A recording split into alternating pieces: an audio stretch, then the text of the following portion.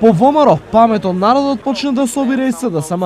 До сега, членовите на партијата одржаа трибини, тркалезни маси и средби со граѓаните во повеќе градови во регионот, а од денес проектот Визијата за Македонија продолжува на друг начин. Почнувајќи од денеска, во наредните 2 недели, на различни локации во градот, по повеќе часа во текот на денот, ќе биде поставен штанд на кој што ќе бидат делени флаери, со што граѓаните ќе имаат можност директно да се запознаат со суштината на 5 столба на нашата платформа.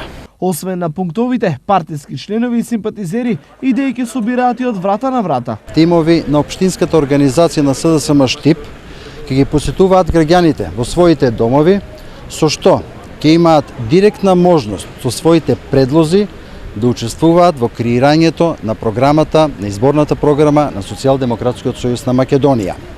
По финализирање на програмата, истата ќе биде усвоена на партиски конгрес, пошто ќе им биде презентирана на граѓаните во текот на наредниот месец.